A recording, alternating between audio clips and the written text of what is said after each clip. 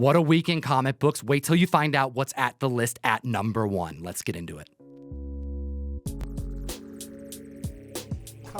The trending comic books of the week. Hit the subscribe button, and we got a spoiler at number 10. So we don't normally do this, but this book just came out this week, so there's going to be a spoiler warning here. Skip to this timestamp if you don't want to be spoiled about the new Transformers #1 that just dropped this week. Most of you know I own a comic book shop, and considering the buzz this week, it makes total sense that number 10 on the list would be Transformers #1, the 1 in 100 foil variant. We are seeing $150 average sales, $189.99 for a high raw sale, and we even saw a pre-sale of a CGC 9.8 for $349.99. I love what Skybound's doing. We were just chatting last week about Void Rivals #4 featuring a Decepticon on the cover that was hidden from the public up until the very last minute. It's considered a spoiler variant, and we have the same thing happening here with this 1 in 100. Highly anticipated. And on the cover, what do we have?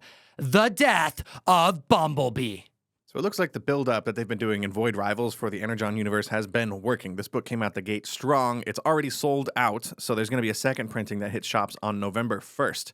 We all have this on our pull list. I haven't gotten to it yet, but I'm very excited to sit down and actually read this book, especially knowing nothing about the Generation 1 Transformers. Utilize code TOM101 on the best comic app in existence. It unlocks a free 2-week subscription of the app, and you get access to the Trending 20, the larger list we source these 10 comic books from every single week. Number 9 on the list, coming from 1980, issue 210 of Amazing Spider-Man, the first appearance of Madam Web. We're seeing average sales of $150.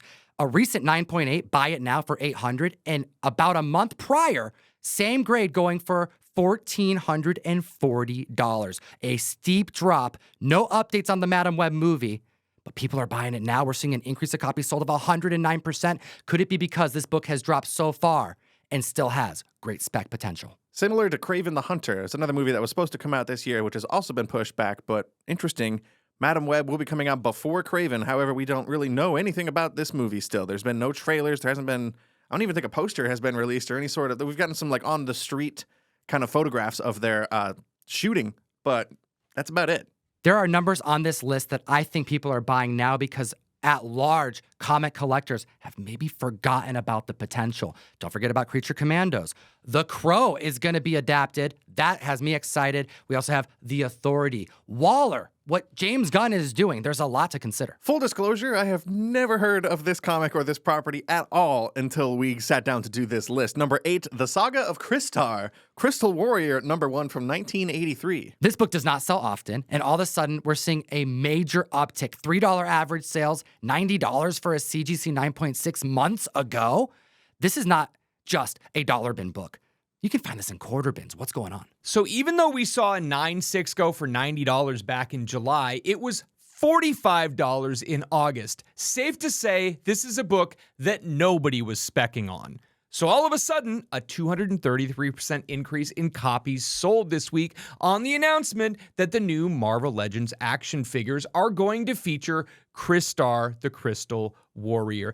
This is one of those runs that you really could grab all 11 books for like $20. We're now seeing runs go in the $100 range. And the reason why this run had been famous before was number 8 is this amazing skull that Danzig co-opted as his own logo. People didn't care about Crystar. They cared about the fact that Glenn Danzig wanted to use it as his logo. There's also a copy of him on Marvel Age #1, which could very well be his first appearance. If you're using the same logic, you really are going to have to start thinking about Squadron Supreme's Princess Power and New Warriors Justice. Those are 2 other guys in the same run of Marvel Legends that I don't think we're spiking anyway. Whether it's low buy-in or the potential of there being more of a future in comics because people are paying attention to where Marvel is spending their money, makes sense to me. At the list at number 7, we have Fantastic Four 353, Mobius M. Mobius, the first appearance, which hasn't spiked since 2021 when Loki 1 debuted. The season, that is. Well, Loki Season 2 debuted this week, the first episode. The book is up, but the book is down. Up and down, Tom? That makes no sense. We've got $35 average sales for this book, a recent high CGC 9.8 from a couple weeks ago at $84, but a buy it now went last month for $169. The heights this book reached was $662 during the comic boom. Selling for under $100 has this book more affordable than ever. You're going to want the direct market copy on this issue because it features the character, the key appearance of Mobius on the cover. You would think the newsstands would be a bit more aggressively sought out after, but if it's not a 9.8, I think it's way better to get the character on the cover than not. A 333% increase in copies sold this week. We are seeing a drastic drop in price, mainly because I think a lot of people found copies and got it graded in the last year and a half. But with the new season coming out, the book is still worth probably $100 to $150. One of the big spreads we're seeing is auction versus buy it now. If people really just want that copy, they're willing to spend $150 to $170 to just get it now. But for the patient, you might get it for half off. Watch those auctions, guys. And remember, fair market value isn't auction sales. It's what a member is willing to pay for in that moment. When you think about the newsstand edition versus the direct edition, most of the times Marvel would just put like a Spider-Man head in the direct edition box and call it a day. However, this one, we do get the image of Mobius, which I thought was pretty cool. And I looked up some other instances of this happening, and we had Todd McFarlane drawing a Captain America head on the cover of ASM 323. I thought that was pretty cool. And then, for example, Batman 446, they credited the creators in the direct edition box instead of just a barcode.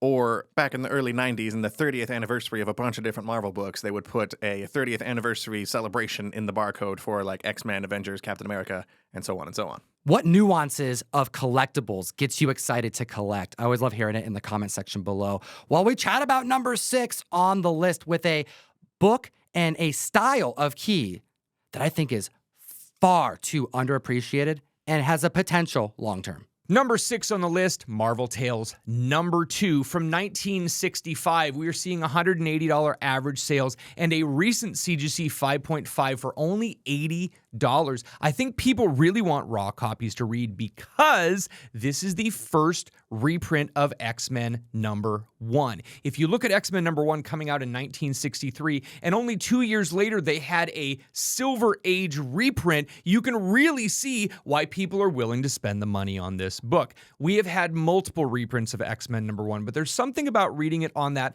original pulpy paper with the original ads. We know there are high-grade copies out there, but I think people are focusing on getting a copy to read because it's a 400% increase in copies sold on more X-Men spec. We know that the Writers Guild strike is over, and people are thinking about them coming to the MCU. What better way to pick up a copy of this book and not have to spend $4,000 on a low-grade copy than getting an actual reprint from 1965? The Marvel Tales run is square-bound, which means it's got staples, yes, but it also has glue holding that spine together, making it really tough to secure and high grade. A lot of people read these. That's the whole reason why they reprinted it in the first place. So there's this allure of the hunt to try to get a scarcer high-grade Silver Age copy of a key moment that is super expensive in regards to the first printing. I'm excited to see this on the list because this is actually one of the rare times I actually spec'd on a book. Number 5, we've got Death of the Venomverse number 2 from earlier in the summer. We're seeing $5 average sales for this book with a high 9.8 of $48. In here, we have the first appearance of Chaos Engine, the first appearance of the Symbiote 6, but more importantly, most importantly, it's the first appearance of Kid Venom. There's a bunch of variants for this run, but the first cover appearance made it on the Cover B Luciano Vecchio variant. Yeah, Kid Venom appears on that cover, and that's the one that collectors are after. We see 66 graded slabs of that on the CGC census already, compared to just 4 of the cover A.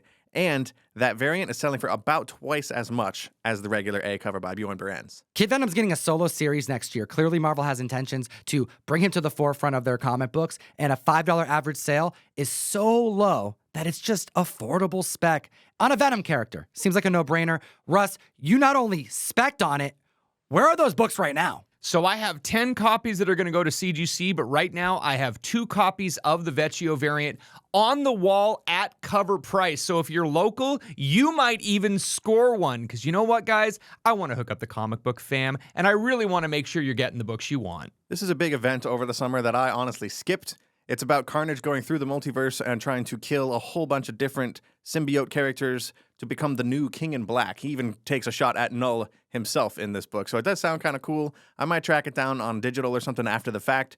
But Kid Venom is one of these kids, and he's like a manga-influenced Japanese symbiote from the 10th century. So I think it's pretty important and cool that this guy's getting his own solo series. It does remind me a lot of what Dan Slott was just doing with Spider-Boy recently, however, too, though. So I think there are some similarities there, especially when you consider the first appearance leading to a expanded solo series, because there's just so much hype. Less than a week to join the mystery mail call for October, our subscription service with one-time purchase options and international open for us to send you comic books every month. They're really dope. American Psycho #1 Christian Bale photo cover. You're guaranteed that book. It's one per box. And then we also have a Bad Omens Concrete Jungle by Dan Quintana. One per box. We have 2 different versions going out at random. ComicTom101.com to join the community. Link in the description. And next on the list, at number 4, we called it way early on. We have Ranger Stranger #1. Scout Comics did it again. Yeah, we were just talking about another Scout Comics book last week. Snatched #1 was optioned, and here we are again next week with Ranger Stranger #1 getting picked up by Kevin Hart's production company for an adult animated series. And again, we did cover this back on our live show. It's been at least over, I think, 2 years at this point. We did a live reenactment of one of the stories in here that I very fondly remember. It's definitely worth checking out. I'll probably put the link in the description to that clip down below. This is just a trippy, weird, creepy, hilarious book about a park ranger who gives very, very, very, very bad advice. One of the most hilarious comics to come out in the last few years. I was so confident in it that at release, we made some of the most and only variants to Ranger Stranger #1. And this book is attainable. $4 average sales, $20 highs, but no one was really specking on this book besides us. There's only 5 copies graded at a 9.8 on the census. If you could take the best parts of Sterling Archer, Ron Swanson, and dabble in a little bit of Ice Cream Man, you're going to get Ranger Stranger. It's a 467% increase in copies sold this week. Really interestingly fun and quite adult story. There's now a graphic novel compilation if you want to just read it. If you're collecting comic books, I know you already own this next one. That's spiking. At the list at number 3, Spawn #1 from 1992. We're seeing $30 average sales, $150 to $175 for a CGC 9.8. The last time we chatted about this book was back in July of this year. And since then, there's been an increase of 9.8s on the census of 233 copies. That's a whole lot of availability on a comic book that's always in demand. But when you consider the heights being reached of $450 years ago during the comic boom in 2021, it makes sense why it's selling for less than half. With 11,000 CGC 9.8s on the census, $150 seems like a very fair price for this, but we are seeing a 129% increase in copies sold because we had the CEO of Blumhouse Productions, Jason Blum, do a press junket for Exorcist Believer and was asked specifically about Spawn. He had this to say: 2025 is when Spawn is going to come out. I stand by that. I stand by that. That's 2 different I stand bys. That sounds exciting. And Todd was just saying back before the writer's strike that there was only like 30 pages left to be done to complete the script. So they're getting close. This is going to provide some optimism on a book that's perpetually relevant. And while Todd did work on the script for this movie, he has mentioned since then that his version of this, if he had full control, would be way darker. And he specifically said he wanted to make kids cry. But with the amount of people that are attached to this movie, they need to make it a little more palatable for mainstream audiences. So he's okay with them kind of toning down the tone of this movie. We also just saw Spawn and Spawn characters release as skins in the new Call of Duty game. So there's just a lot of Spawn stuff on people's radar right now. We just had like 5 new series announced back in San Diego Comic-Con, which is why we saw this book hit the list back in July. If you use the code in the description of our videos and join me on Whatnot, for your first purchase, you get a $10 credit. And this week, if you haven't used that yet, now's the time. Because I'm going to be dropping sets of our New York City Comic-Con exclusive Bjorn Beren's Swamp Thing #1, Trade Dress and Virgin, for $10 all weekend long. So you can use your first time purchase and get it for free. You have to use the link, and now's the time to join us on the best new place to buy and sell collectibles. The rumors about this particular character just will not die. Number 2 on the list, Dazzler. #1 from 1981, Dazzler's first self-titled solo series. We're seeing $10 average sales for this book. A recent 9.8, CGC 9.8, went for $245 earlier this week. We saw a version of that with the print error sell for $328. So that print error means that pages 24 and 25 do not have any of the color. It's completely and totally black and white. You will have to open your copy to check it out. Thank goodness CGC is actually denoting when it's an error. But there's a 139% increase in copies sold because Taylor Swift, rumor mill, was at a football game and supporting her maybe love interest Travis Kelce. But wait, we also had Ryan Reynolds and his wife Blake Lively and Hugh Jackman and Deadpool 3 director Sean Levy at the same game, all being photographed by paparazzi. Is T Swift going to be in Deadpool 3? Did she just need someone to help go in on a box because they were so expensive? Did they just happen to be in New Jersey at the same time? The world may never know. Like and subscribe, and the #1 most trending book in the world, I think, is great spec right now. It is too cheap, people are buying it, and it's such an expensive book that when the needle moves even slightly, it raises alarm. What are people specking on? What big key is worth throwing over $1,000 on right now in this marketplace? At the list at #1, Jack Kirby goodness, Fantastic Four, number 48, the first appearance of the Silver Surfer. This is a Silver Age perpetually relevant book. And for high grades, like a CGC 9.6, you almost exclusively see them selling at Heritage Auction or some other auction houses. Well, we had an all-time high in September of 2022 for $56,400 for a CGC 9.6. But only 7 weeks later, we saw a sale for $28,800. The bottom fell out so quickly. Over the course of the next year, we did have a few sales over $30,000, people trying to recover that 9.6.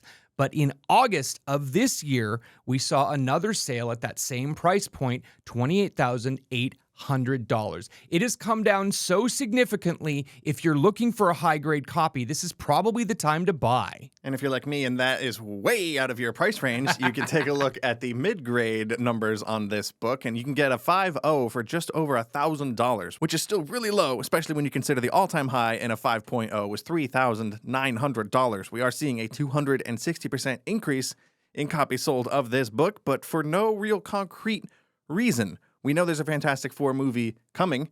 We've heard rumors about Antonio Banderas playing Galactus. We haven't really heard any specific Silver Surfer rumors, but we've got Adam Driver maybe as Reed Richards. We've got Margot Robbie maybe as Sue Storm.